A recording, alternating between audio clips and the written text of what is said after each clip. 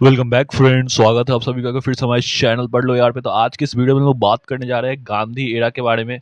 तो कैसे कैसे गांधी जी जो थे वो एक्शन लिए थे और कैसे कैसे उनका जो चीज़ें हुई थी, तो ये हम लोग बात करेंगे और एग्जामिनेशन पॉइंट ऑफ व्यू से पढ़ेंगे। चलिए इसको शुरू करते हैं। ठीक है, तो देखो, जो सबसे पहले हम लोग पहले बात किए थे, जो भी ये आंदोलन हुआ था गांधी के टाइम पे, ठीक है, जो खेरा सत्याग्रह था, या फिर आप मान के चलो अहमदाबाद लेबर मूवमेंट था, और जो पहले और भी आंदोलन हुए थे, चंपारण सत्याग्रह जो 1917 वगैरह में हुआ था। ठीक है, उसके बाद गांधी जी ने क्या किया कि एक, अब इस टाइम पे हम लोग पहले समझते हैं कि खिलाफत मूवमेंट क्या था। तो खिलाफत मूवमेंट क्या था इस टाइम पे, अभी हम क्लियर करेंगे कि ये क्या मूवमेंट था। खिलाफत मूवमेंट, इसमें क्या हुई थी चीजें। ठीक है, तो देखो, खिलाफत मतलब खलीफा। खलीफा से देखो, खलीफा जो होते थे, खलीफा मतलब होता है होली हेड ऑफ मुस्लिम। जो मुस्लिम के हेड होते हैं, जिनका जो लॉ सब सब कोई बात मानते हैं, वो उस समय कहाँ पे थे? तुर्की में थे, तुर्की में थे। ठीक है, तो वहां पे खलीफा थे मुस्लिम के। तो अंग्रेजों ने क्या किया कि उनको जो है वहां पे जाके बोला कि अब कोई खलीफा नहीं बनेगा, और खलीफा पद को हटा दिया। तो खलीफा पद को कम्प्लीटली क्या किया, वो वहां पे खत्म कर दिया गया था उस टाइम पे खलीफा पद को। तो जिससे भारत के मुस्लिम, पाकिस्तान के मुस्लिम जो थे उस समय में काफी नाराज थे। ठीक है, भारत पाकिस्तान में मुस्लिम थे, तो इस समय भारत पाकिस्तान के जो मुस्लिम थे काफी ज्यादा एग्रेसिव हो गए कि नहीं, ये कैसे हो गया। तो उस समय जो मूवमेंट किया उस मुसलमानों ने, तो वो था खिलाफत मूवमेंट। कौन सा था? खिलाफत मूवमेंट 1919 में हुआ था। ठीक है, तो मुस्लिम लोग चाहते थे कि जो हम लोग के जो खलीफा है उनको फिर से अपॉइंट किया जाए। ठीक है, तो वर्ल्ड वार फर्स्ट की बात है ये। कब की बात है? फर्स्ट वर्ल्ड वार की बात है, जब ये चीज हुई थी। ठीक है, उसके बाद क्या हुआ था, गांधी जी जो थे, तो गांधी उस समय उसके लीडर्स कौन थे? खिलाफत मूवमेंट के जो लीडर्स थे मोहम्मद अली और शौकत अली। ये आप याद रखना, कौन से लीडर्स थे? मोहम्मद अली और शौकत अली। तो महात्मा गांधी ने देखा कि ये जो मूवमेंट है हिंदू मुस्लिम को यूनिटी करने का एक अच्छा मौका है, golden opportunity Hindu Muslim unity का। तो 17 अक्टूबर 1919 को खिलाफत जो डे है वो सेलिब्रेट किया जाता है, और इस जो मूवमेंट के जो प्रेसिडेंट है वो महात्मा गांधी को बनाया गया था, जो कि 17 अक्टूबर 1919 को जो थे ये डे सेलिब्रेट होता है। और एक कमेटी भी बनाई गई थी, ऑल इंडिया खिलाफत कमेटी का जो फॉर्मेशन हुआ था जो नवंबर सितंबर में 1919 में।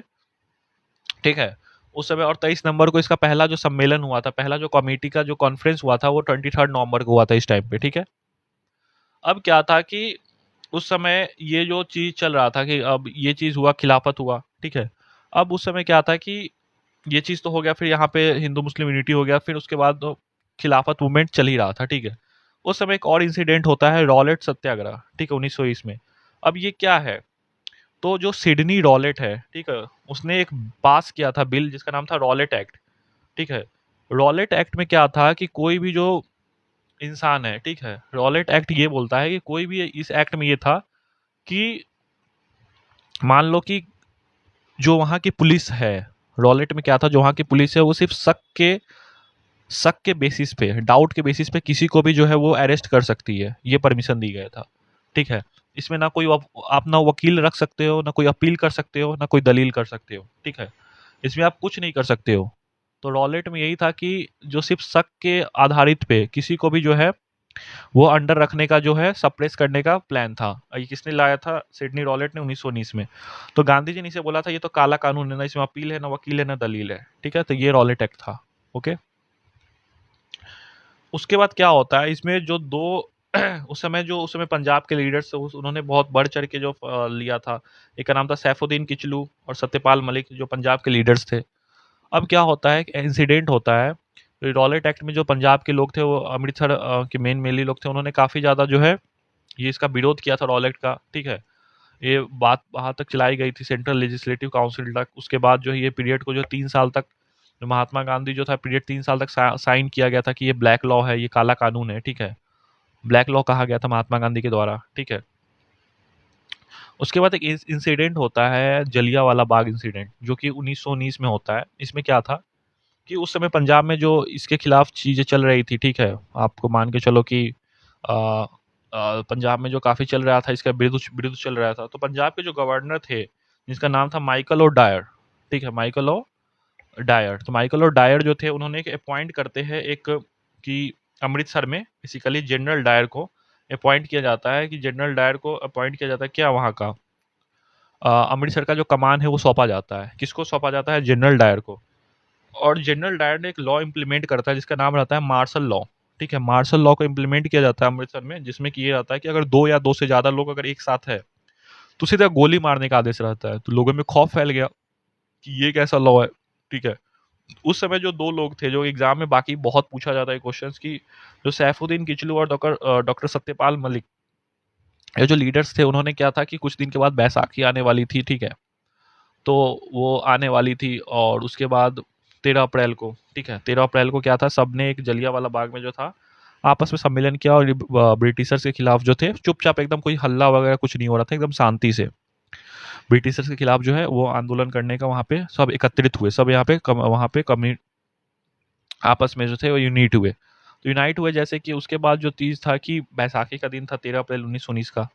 ये बात किसी ने, कोई था वहां पे, कोई हंसराज करके था, उसने जाके हंस को उसने जाके बता दिया। किसको बता दिया? जनरल डायर को। जैसे जनरल डायर को ये बात पता चली तो जनरल डायर ने बोला कि ये कैसे हो गया, मेरे रहते हुए ये कैसे पॉसिबल, ये हो कैसे सकता है। उन्होंने सीधा आदेश दिया मिलिट्री को कि जाओ। वहां पे गया, खुद गया और सीधा वहां पे क्या किया कि अंधाधुंध जो है वो फायरिंग शुरू करवा दिया। जितने भी लोग थे, कुछ तो कुएं में कूद के मर गए, बहुत लोग का वहां पे डेथ हो गया, काफी लोग वहां पे मर गए। तो ठीक है, हजारों की संख्या में लोग मारे गए। इसका काफी विरुद्ध हुआ, काफी विरोध किया गया। ठीक है, रविन्द्रनाथ टैगोर जो थे, रविन्द्रनाथ टैगोर जो थे उसने टाइटल दिया नाइट एंड द नाइट का, और शंकर नायर ने मेंबर थे, उन्होंने भी काफी ज्यादा इसके विरुद्ध जो थे वो कार्य किया। ठीक है, अपना पद त्याग दिया। ठीक है, तो बहुत काफी लोग, ये चीज इस टाइम पे हुआ था, गवर्नमेंट पे काफी प्रेशर आने लगा इनके खिलाफ जो था। जनरल डायर को उस समय फौरन हटा दिया गया और ब्रिटिश पार्लियामेंट में मुकदमा चला उसके खिलाफ। ठीक है, तो और काफी ज्यादा जो सदस्य जितने भी थे, सदस्य थे, उन्होंने अपना पद त्यागा। ठीक है, तो ये एक्ट हुआ था। ठीक है, उसके बाद एक्ट होता है नॉन कॉपरेशन मूवमेंट, जिसमें कि था महात्मा गांधी ने शुरू किया था। ठीक है, इसके प्रपोजल महात्मा गांधी ने दिया था और सी आर दास ने इसको प्रेजेंट किया था। ठीक है, इसमें ये था कि नॉन कॉपरेशन मूवमेंट 1920 से शुरू हुआ था 1922 तक। इसमें ये था कि हम लोग कोई भी ब्रिटिशर्स का सामान नहीं लेंगे, चाहे कोई भी सामान हो, हम लोग ब्रिटिशर्स का कोई भी सामान नहीं लेंगे। ठीक है, ना उनका बना हुआ, हम लोग खुद बनाएंगे, खुद का चीज करेंगे, कोई उनका दूसरा का सामान नहीं लेंगे। हम लोग, इनका रिच था कि स्वराज का जो गोल है उसको स्टैब्लिश करें। ठीक है, और ये चीज हुई थी वहां पे नॉन कॉपरेशन मूवमेंट 1920 से 1922 का जो टेन्योर था, तो उन्हीं से स्टार्ट हुआ था ये। ठीक है, 1 अगस्त 1920 से शुरू हुआ था ये, मान के चलो। और गांधी जी ने बताया कि जो मुझे जो केसरी हिंद का टाइटल मिला था गांधी जी को, और गांधी जी को जितने भी पदक वगैरह मिले थे, एक वॉर मेडल या फिर जुलू वॉर मेडल मिला था, सब गांधी जी ने रिटर्न कर दिया ब्रिटिशर्स को, क्योंकि मुझे तुम्हारी चीज नहीं चाहिए, मुझे तुम्हारी हुई दी हुई कोई नहीं चीज चाहिए, मैं खुद करूंगा। ठीक है, उस समय नॉन कॉपरेशन मूवमेंट 1 अगस्त 2000 1920 को शुरू किया गया था, जो उसमें तिलक का डेथ भी हुआ था, बाल गंगाधर तिलक का डेथ भी हो गया था अनफॉर्चुनेटली उस टाइम पे। और 31 मार्च को ये विजयवाड़ा जो था वो सेशन हेल्ड हुआ था। ठीक है, 31 मार्च 1921 का प्रोग्राम जो था, जिसमें कि 1 करोड़ रुपए का जो क्या बांटा गया था, जो था चरखा बांटा गया था कि लो चरखा लो, खुद से कपड़े बनाओ। ठीक है, और यूज करो। ठीक है, 20 लाख का चरखा पूरे इंडिया में बांटा गया था। नॉन कॉपरेशन मूवमेंट का दो तरीका था कि सभी गवर्नमेंट एजुकेशनल इंस्टीट्यूट सर्विसेज, जो भी लेजिस्लेटिव काउंसिल्स थे, मतलब जो आदमी काम कर रहे, सबको बोला गया था कि आप लोग हमारा साथ दो, आप लोग पद त्यागो, जो आप लोग काम करते, गवर्नमेंट का कोई चीज का यूज नहीं करना, किसी भी चीज के गवर्नमेंट का यूज नहीं करना, ना टैक्स देना है।